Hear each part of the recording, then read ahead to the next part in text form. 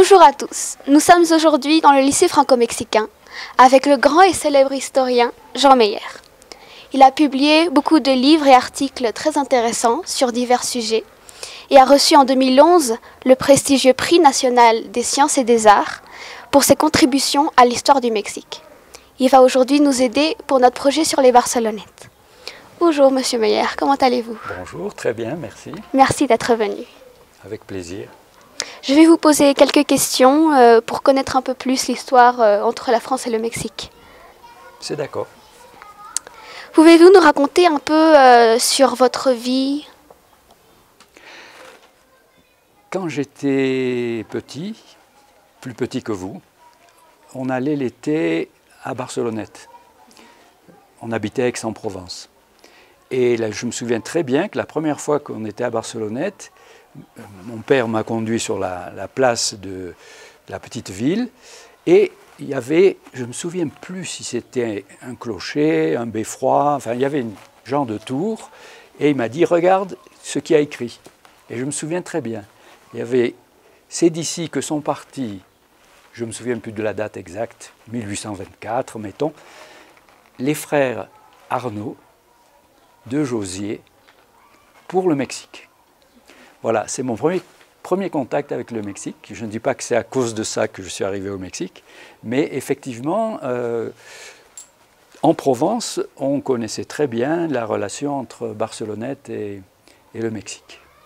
Mais vous dites que ce n'est pas nécessairement à cause de ça que vous êtes arrivé ici, mais donc quelle est la raison? La raison, c'est le hasard. J'étais étudiant à Paris en 1962, et un jour où j'allais à la Sorbonne pour suivre les cours, dans le hall de la Sorbonne, il y avait une affiche qui disait « Premier vol charter de l'histoire, Paris-New York, aller-retour, 500 francs ». 500 francs, c'était ma bourse mensuelle, ce que j'avais comme... puisque j'étais élève à l'école normale supérieure. Et alors, avec un ami, on a décidé d'aller au Mexique. Parce qu'à l'époque, l'Amérique latine était très à la mode, Cuba, la révolution cubaine, mais aussi le cinéma brésilien, et puis la littérature. Je crois qu'on venait à peine de... Gabriel García Márquez venait à peine de publier Les barrières de la solitude, Cien años de soledad, mais en français, 100 ans de solitude. Et donc, avec un ami, on a décidé d'aller au Mexique, puisque de New York, ce qu'il y a de plus près, comme Amérique latine, c'est le Mexique. À New York, on a acheté une vieille voiture, une vieille Chevrolet, 4 portes. Mon ami était très, très bon en mécanique, hein, il faut dire. Il avait apporté une petite valise d'outils. On a acheté la voiture pour 350 $, c'est-à-dire rien du tout. Et elle était à la casse. C'était des Portoricains qui avaient un dépôt de voitures cassées sous un métro aérien de New York. Et mon ami a commencé à travailler. Moi, j'étais celui qui portait les outils, qui faisait les... Et puis les Portoricains ont vu que mon ami s'y connaissait en mécanique et ils ont été très sympas avec nous. Ils nous ont même fait cadeau d'une batterie. Et c'est comme ça qu'on est parti au Mexique. On a traversé les États-Unis en, je ne me souviens plus, 4 ou 5 jours. Et on a traversé la frontière à Laredo la nuit. Et de l'autre côté, on a dormi dans la voiture. À l'époque, le Mexique était d'une tranquillité absolue. On pouvait camper, on pouvait s'arrêter en rase campagne. On a tourné 2 mois dans tout le Mexique. On n'a jamais eu aucun problème, les gens étaient très sympas, ils le sont toujours d'ailleurs, mais le pays était d'une sécurité absolue. Et mon ami n'est jamais revenu au Mexique, mais moi, c'était, comme on dit, amor a primera vista. J'ai dit, je ne sais pas comment, mais je reviendrai. Et je suis revenu 3 années après pour faire ma thèse de doctorat d'histoire. Et j'avais choisi que... mon directeur voulait que je travaille sur les États-Unis. Je lui ai dit, mais si ça ne vous dérangeait pas, je préférerais travailler sur le Mexique. Il m'a dit, je ne connais pas l'histoire du Mexique, mais si vous y tenez, je vous donne ma signature. À l'époque, on était plus sympa qu'aujourd'hui, c'était moins bureaucratique. Et voilà comme je suis arrivé au Mexique pour faire ma thèse sur un moment tragique de la révolution mexicaine, qui est le moment du conflit entre l'Église et l'État, qui a provoqué le soulèvement des paysans catholiques, qui s'appelle, le mouvement s'appelle la Cristiada, parce que leur cri de ralliement c'était Viva Cristo Rey, et on les appelait les Cristeros. Voilà comment je suis arrivé au Mexique. J'y suis resté, je suis reparti, je me suis marié, ma femme est mexicaine, tous nos enfants, comme vous, ont étudié au Franco-Mexicano, et maintenant ce sont leurs enfants, donc mes petits-enfants, qui étudient au Franco-Mexicano, à la petite section. Aujourd'hui, il y en a un qui est à Aqua City, je ne sais plus quoi, la piscine. Voilà. Exactement, au moment où vous êtes en train de me poser des questions, lui, il est en train d'apprendre à nager. Et à l'époque où vous avez voyagé avec votre ami, étiez-vous déjà intéressé par cette histoire entre la France et le Mexique? Je savais que je connaissais l'histoire des Barcelonettes et des amis d'Aix-en-Provence avaient dit à mes parents, quand ton fils ira au Mexique, qu'il s'arrête à Cordoba, puisque là, il y avait des franco-mexicains, déjà de 3e ou 4e génération, mais qui continuaient à avoir des contacts avec la France et à parler français. Ils s'appelaient Renault, et ils travaillaient dans l'industrie textile, dans les usines textiles, certaines d'entre elles avaient été, à Cordoba et Orizaba, avaient été fondées par des Français, par des Barcelonettes. Et puis il n'y avait pas que des Barcelonettes, il y avait aussi des Alsaciens. Mes parents sont alsaciens. Mes parents sont arrivés en Provence en 1940 en fuyant les nazis, Hitler qui avait annexé l'Alsace. C'est pour ça que moi je suis né en Provence. Mais du coup, par exemple, les Alsaciens ont participé à la fondation des usines de bière de Orizaba. Je crois que à l'époque c'était la Moctezuma. Aujourd'hui tout ça a changé. Les bières ont été rachetées par des grands trusts internationaux. Mais donc, j'avais des contacts avec les... Je ne pensais pas du tout à étudier la migration entre la France et le Mexique, mais je savais au moins qu'il y avait les Barcelonettes d'un côté et les Alsaciens de l'autre. Des Alsaciens qui... Bon, mes parents ont fui en 1940 l'Alsace, ils sont arrivés en Provence. Ils ne sont pas allés aussi loin que les Alsaciens qui, en 1871... quand l'Allemagne a annexé l'Alsace et la Lorraine, il y a eu pas mal d'Alsaciens et Lorrains qui sont venus au Mexique, surtout dans l'industrie textile et puis aussi dans la bière. Et vous avez toujours aimé l'histoire depuis que vous êtes petit ou... Oui, sans m'en rendre compte. Quand on me posait la question, quel est le premier livre dont vous vous souvenez, c'est... Contes et légendes du monde grec et barbare, et c'était des résumés de l'Iliade et de l'Odyssée. Donc c'est un livre d'histoire, même si c'est une histoire légendaire. Et puis j'ai eu la chance au lycée, j'avais mon père comme prof. Et c'était un très bon prof, et qui ne dégoûtait pas ses élèves de l'histoire et la géographie, qui quelquefois sont mal enseignés, alors ça peut être très ennuyeux. Mais j'ai eu la chance d'avoir un père professeur d'histoire, si bien qu'après, quand je suis allé à la fac, sans même y penser, presque automatiquement, j'ai choisi, au moment de faire une licence, j'ai choisi histoire. Et vous êtes venu ici et vous êtes resté combien de temps la première fois? Alors la première fois 2 mois, c'était 1962. La deuxième fois, presque 5 ans. 1965, 1969, j'étais professeur invité au Colegio de México. Là aussi, c'était des choses qui aujourd'hui, je crois, ne sont plus très, très possibles. J'avais 23 ans. Et quand je suis reparti, j'en avais 29. Et j'ai été 3 ans à Paris, au CNRS, qui est une institution de recherche où je n'avais pas d'obligation d'autre que rédiger ma thèse. Donc j'avais tout mon temps pour rédiger ma thèse. On avait déjà 2 petits-enfants, mais voilà, rédiger ma thèse, et puis les enfants.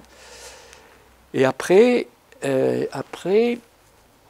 j'ai été nommé professeur à l'université de Perpignan, et il y avait un accord qui permettait à un professeur d'université de s'absenter un semestre si invité par une autre institution, par un autre pays, si pendant le premier semestre, il faisait tous ses cours de l'année.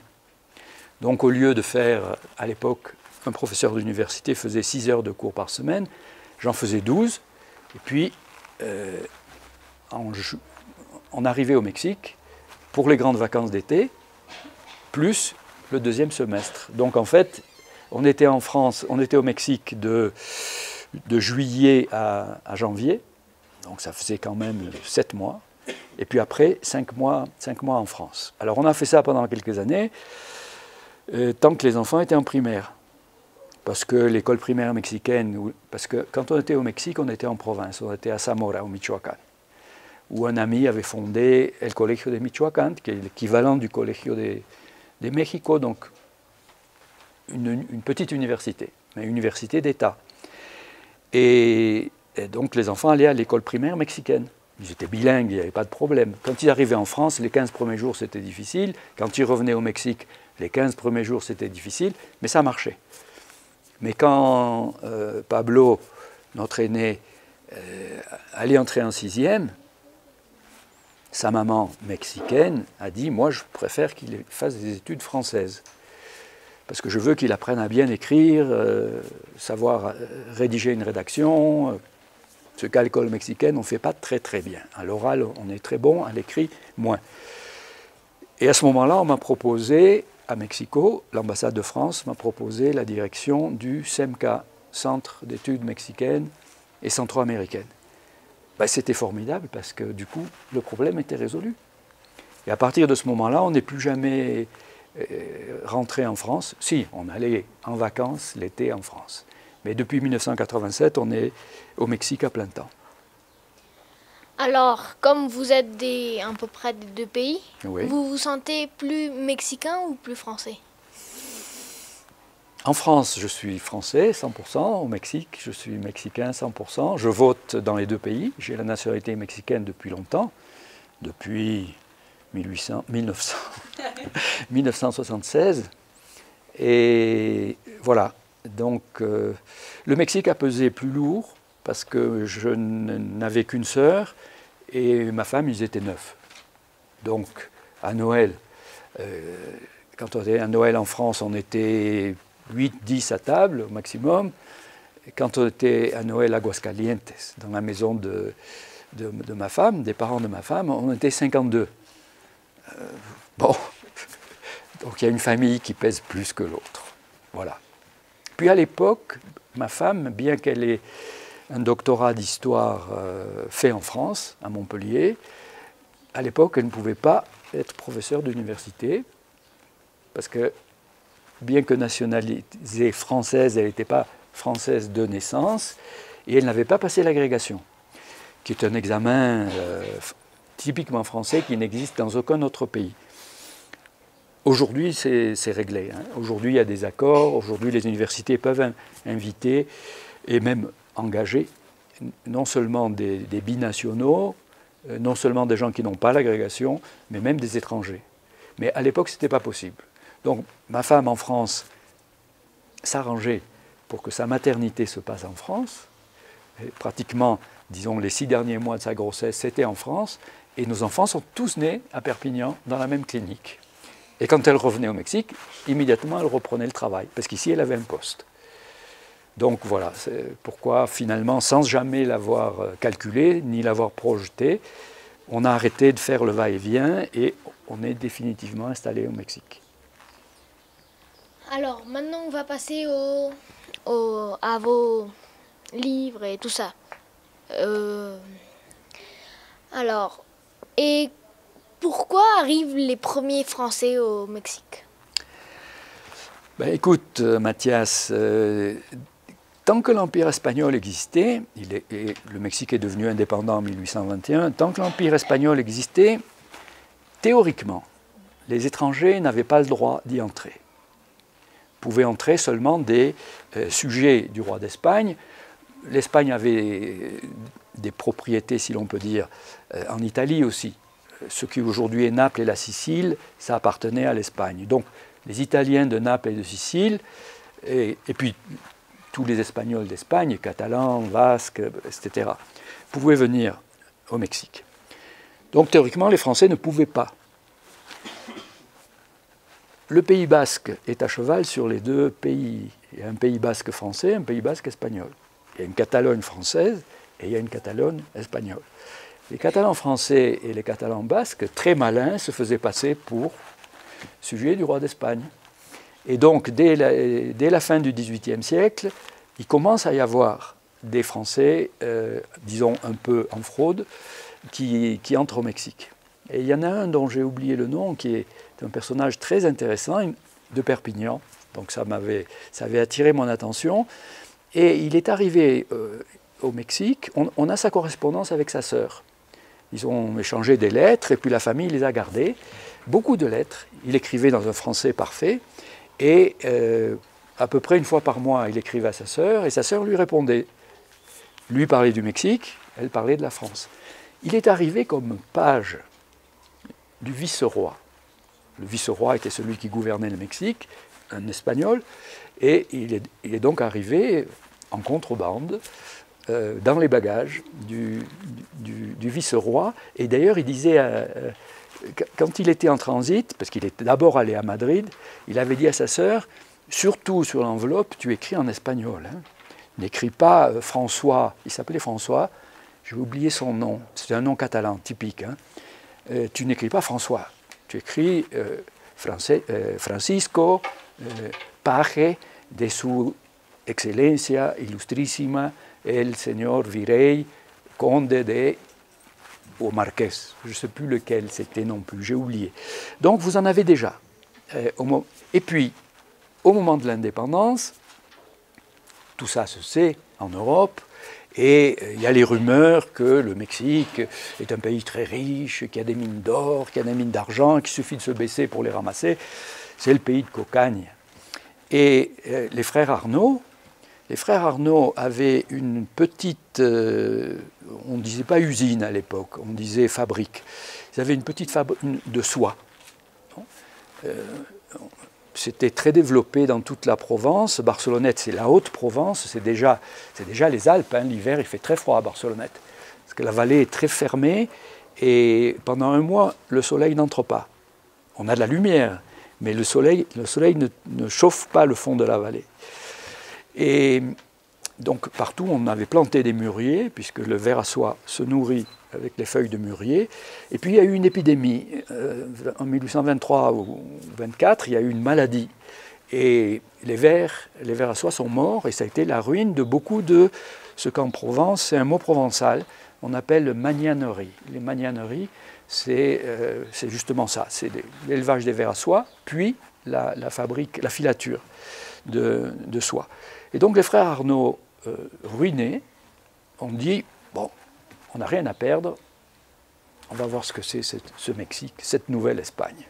Et ils sont arrivés, et c'était des gens intelligents, entrepreneurs.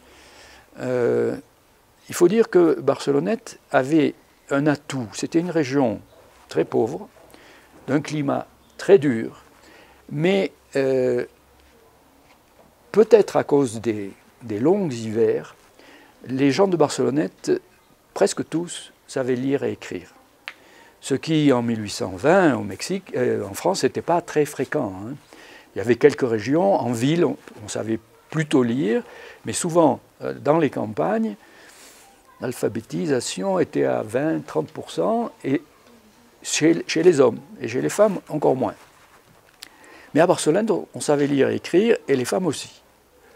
Explication, il y a des historiens qui disent, c'est comme les Suisses, en hiver, bloqués par la neige, ils fabriquaient des montres, et les Barcelonnettes, ils apprenaient à lire et à écrire, et d'ailleurs, de Barcelonnette, au XVIIIe siècle déjà, sortait un nombre impressionnant de professeurs, maîtres d'école, à l'époque on ne disait pas professeurs, maîtres d'école, tuteurs. Tuteurs, c'est les professeurs privés. Un riche monsieur ou un aristocrate, un noble, engage un tuteur qui est le professeur unique de son enfant ou de ses enfants. Et puis de Barcelonnette aussi, beaucoup de prêtres, parce que les jeunes gens, on les envoyait au séminaire et ils devenaient prêtres. Donc il n'est pas surprenant que les Arnaud avaient un bagage intellectuel. Et très vite, ils ont appris l'espagnol. Ils ont fait fortune et ils ont écrit. Venez, venez, on peut devenir riche. Et alors, c'est amorcé la pompe. Et jusqu'à la Première Guerre mondiale, chaque année, disons que quand ils arrivaient à 18 ans, ils partaient au Mexique. Et puis, ça s'est arrêté à cause de la Première Guerre mondiale, d'abord parce qu'elle a tué beaucoup de monde. Entre les deux guerres, il y a encore quelques Barcelonnettes qui sont arrivés. Je crois que le dernier qui est arrivé, il avait 16 ans en 1939 quand il est arrivé. Il vit encore. C'est Henri Brémond du Puerto de Liverpool. Et quand il est arrivé à 16 ans, il a commencé à travailler chez un oncle. Je crois que ça s'appelait déjà le Puerto de Liverpool. Ce n'était pas aussi important qu'aujourd'hui. Mais il a commencé à travailler comme on dit au Mexique, miluso. Tiens, prends le balai et vide la poubelle. Et il me disait, et le soir, on fermait le magasin et on dormait sur le comptoir. Pas de matelas. Et puis après, il est monté en grade, et quand il a eu 22 ans, 23 ans, on l'a envoyé dans les montagnes de Nayarit avec 2 mules, et il y avait un harnachement spécial pour que les mules puissent porter 2 genres de valises, et dans les valises, il y avait des coupons de tissu, parce que c'était la grande affaire du Puerto de Liverpool et des Français aussi, qui fabriquaient le textile. Il les fabriquait au Mexique, donc c'était tout bénéfice, et ensuite il les vendait. Eh bien, il allait dans les montagnes visiter tous les villages, et les femmes regardaient et commandaient. Et puis ensuite, M. Henri Brémond est devenu un homme très très riche, le directeur du Puerto de Liverpool. Bon, aujourd'hui, il est un peu à la retraite, parce qu'il a quand même plus de 80 ans, mais il est toujours très fringant. Que je sache, c'est le dernier, c'est la fin de l'émigration des Barcelonnettes. Et d'après vous, quelle est l'influence sur les Français, en particulier les Barcelonnettes, sur le Mexique? Ils ont joué un très grand rôle parce que, d'abord, ils ne se sont jamais mêlés de la politique mexicaine. Et quand, à 2 reprises, la France est entrée en guerre avec le Mexique, et les Barcelonnettes se sont non seulement maintenus à l'écart, mais dans la deuxième affaire, qui est ce qu'en France on appelle l'expédition du Mexique, et ce que les Mexicains appellent la intervention française, 1861-1867, où la France a envoyé une armée qui a pris Puebla, qui a pris Mexico, qui a pratiquement conquis tout le Mexique, et puis qui a installé sur un trône l'empereur Maximilien. Et à ce moment-là, les Barcelonnettes, qui étaient assez nombreux au Mexique, ils ne sympathisaient pas du tout avec l'intervention française. Pourquoi? Parce qu'ils étaient républicains. La France a une histoire compliquée, la Révolution, l'Empire, la Restauration, le retour des Bourbons, puis la Révolution de 1830, la monarchie, encore une fois, puis la Révolution de 1848. Et là, il y a une république qui dure 3 ans à peine. 3 ans à peine parce que le président élu, très populaire, élu démocratiquement, il n'y a pas de fraude électorale, il est le président, il s'appelle Louis-Napoléon Bonaparte. Il est le neveu. À l'époque, la présidence est très très courte, 2 ans. Et quand elle va terminer, il veut être réélu. Il dit, en 2 ans, je n'ai rien pu faire. Oui, mais il faut réformer la Constitution, parce que c'est 2 ans, et on ne peut pas être réélu. Et les députés refusent de réformer la Constitution. Et Louis-Napoléon, qui a l'appui de l'armée et qui est très populaire, fait un coup d'État militaire.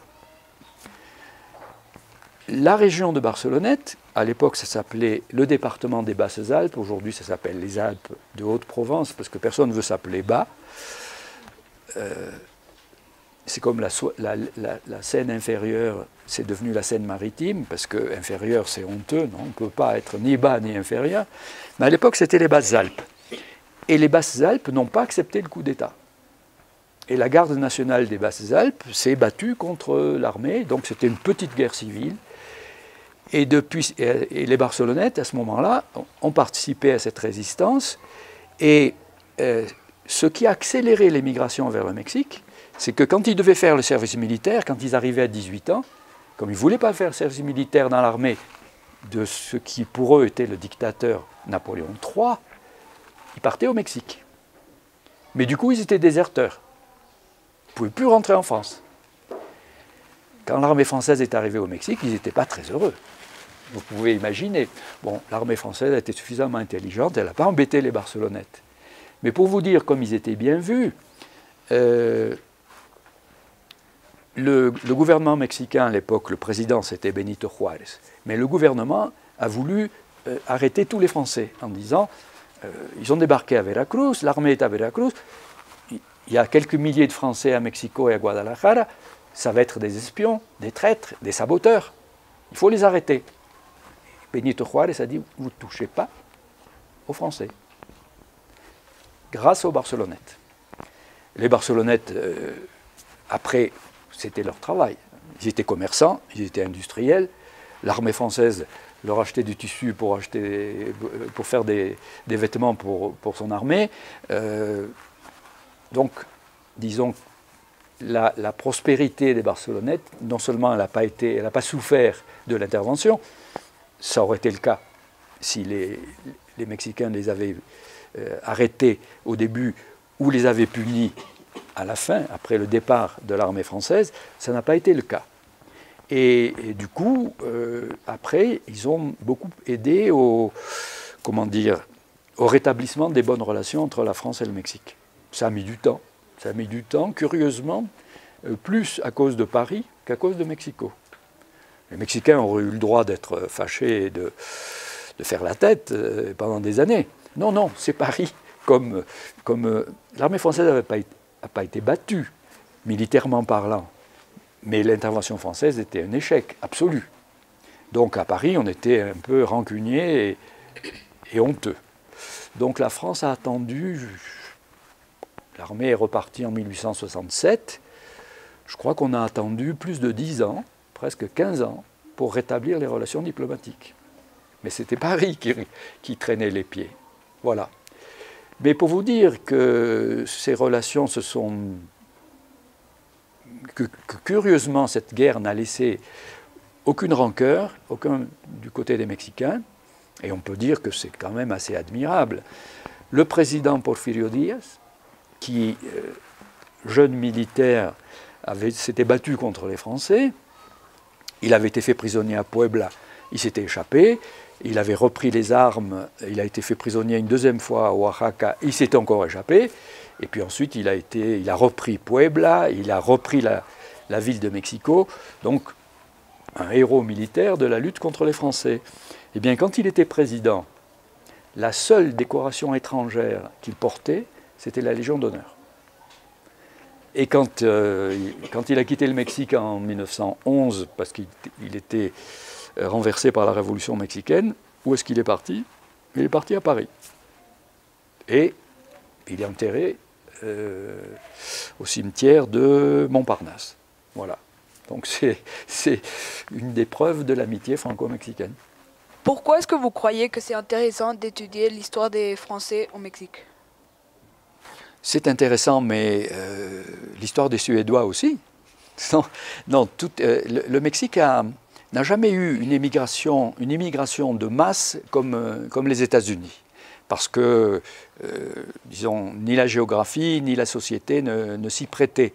Mais c'est donc une immigration plutôt, disons, qu'aujourd'hui on appellerait spécialisée, qualifiée, des gens qui ont un métier ou des connaissances, des scientifiques, des industriels, aussi des artisans, des techniciens, des forgerons, des spécialistes du travail du verre ou des mineurs. Quand je dis mineur, ça va aussi bien depuis l'ouvrier qualifié, le chaudronnier par exemple, qui est un métier qui aujourd'hui a changé de nom. Aujourd'hui on dirait un métallo, mais les ingénieurs.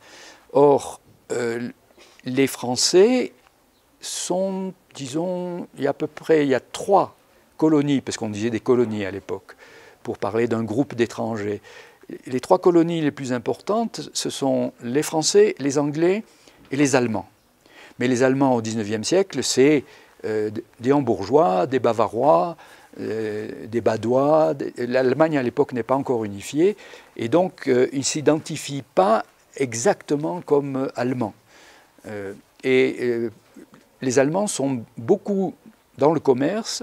Il y a beaucoup de gens de Hambourg. Hambourg est un grand port. Et il y a une ligne directe Hambourg-Veracruz. Et il y a une immigration allemande importante qui est très intéressante. Les Allemands sont des gros consommateurs de café. Et l'Allemagne, évidemment, ne produit pas de café. Bon, la France non plus. Et des colons allemands se sont installés au Chiapas et ont créé, vraiment, c'est eux qui ont lancé, disons, les plantations de café du Chiapas, qui encore aujourd'hui sont très importantes. Donc, si vous voulez, l'étude de n'importe laquelle de ces 3 colonies est importante. Mais les Français et les Anglais sont ceux qui ont joué le plus grand rôle dans l'industrie et surtout dans la banque. Et le fait qu'il y avait une colonie française importante au Mexique fait que la France, les Français de France, ont investi beaucoup d'argent au Mexique. Dans l'industrie, mais aussi dans la banque mexicaine. La première création, la première banque nationale du Mexique, elle est à capitaux français à 80%. Et le résultat de tout ça, c'est qu'à la veille de 1914, de la Première Guerre mondiale, les investissements français au Mexique, ces choses qui aujourd'hui semblent difficiles à croire, sont plus importants que les investissements des États-Unis, que les investissements américains au Mexique. C'est la Première Guerre mondiale qui a ruiné les Français, les Anglais et les Allemands, parce que pour financer la guerre, ils ont été obligés de vendre tout ce qu'ils possédaient, et leurs investissements au Mexique, par exemple, c'est à ce moment-là que les Américains sont devenus les premiers investisseurs étrangers. Mais tout ça vous explique que étudier les Français au Mexique, ce n'est pas seulement une question de parce que je suis français ou par nationalisme.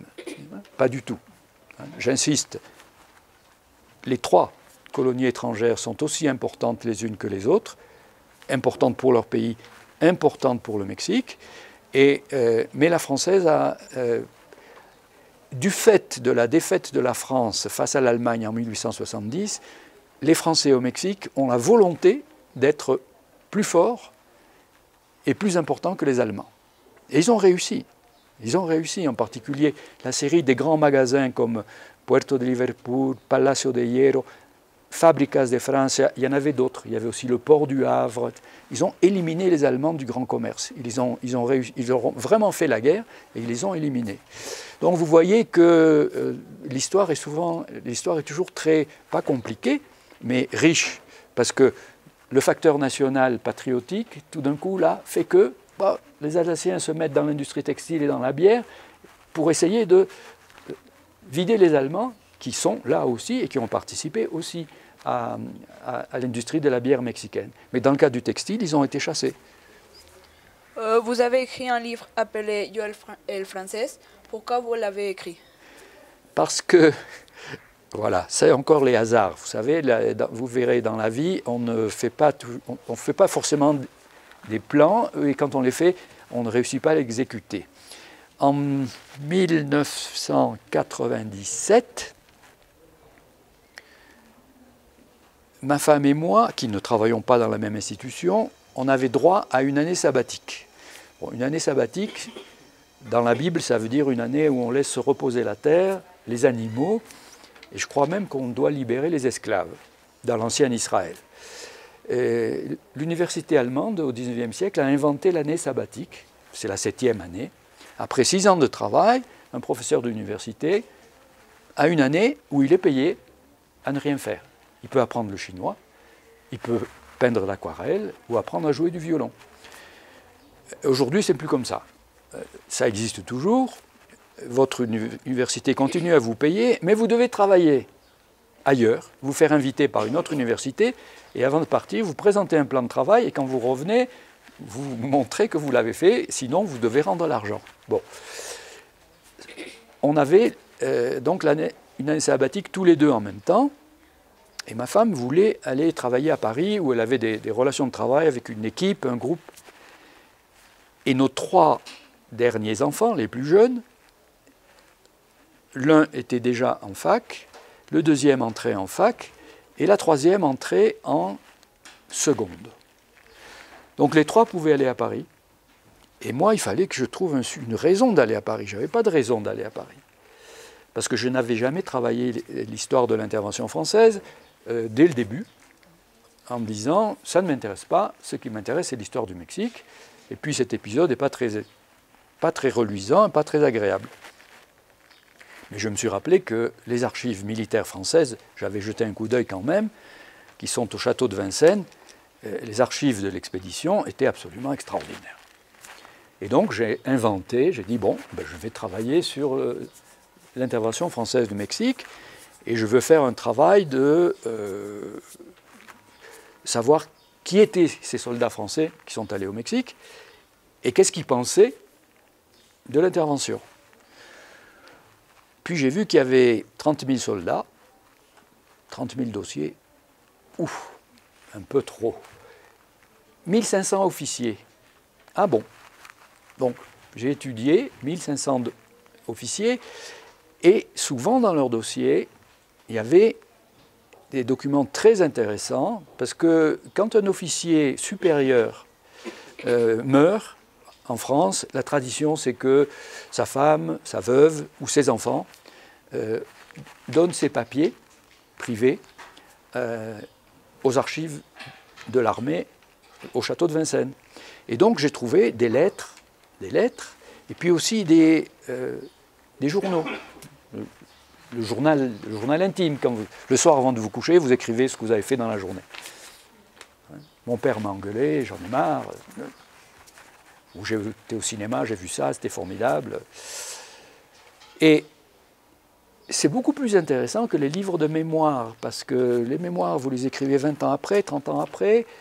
La mémoire n'est plus tellement bonne. Elle n'est jamais bonne, d'ailleurs. Mais surtout, vous connaissez la fin de l'histoire. Donc, le général qui écrit ses souvenirs de la guerre du Mexique, il sait qu'on est parti la queue entre les jambes, on sait que Maximilien a été fusillé, on sait que l'Allemagne a gagné la guerre de 70, que Bazaine a capitulé à Metz, etc. Là, je trouve des lettres formidables. Un jeune capitaine d'artillerie qui écrit à sa mère, enfin, après 3 mois de s'ennuyer à Veracruz et à mourir de la malaria et du vomito negro, on se met en marche. Et puis, ils arrivent, ils ne sont pas très loin de Puebla, et il dit, demain matin, sac au dos, nous allons prendre Puebla, ça va être une promenade du dimanche, comme quand nous allons à Saint-Cloud. Saint-Cloud, c'est à côté de Paris. À l'époque, le dimanche, les gens bien allaient en calèche, à cheval, ils allaient à Saint-Cloud, pique-niquer. Et puis la lettre suivante, chère maman, je dois te dire que ça n'a pas été une promenade de Saint-Cloud. On a été battus, les Mexicains, etc., etc. Donc c'est des documents formidables.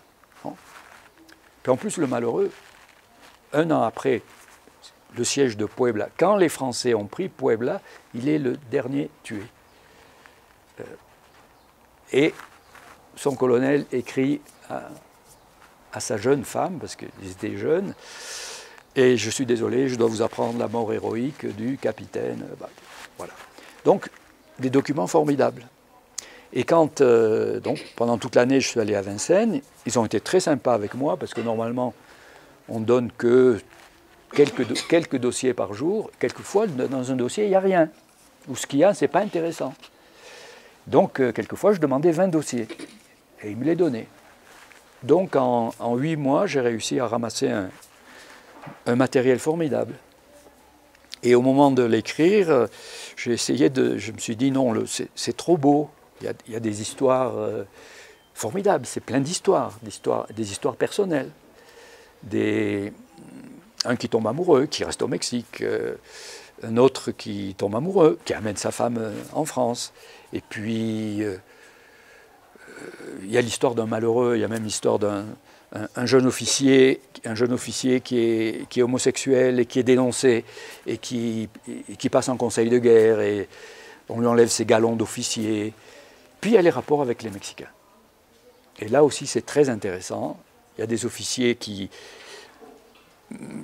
parlent espagnol ou qui l'apprennent très vite et qui ont de très bons contacts et qui sont même capables d'organiser dans la montagne de Puebla, mais aussi en Chihuahua, et des contre-guérillas indiennes.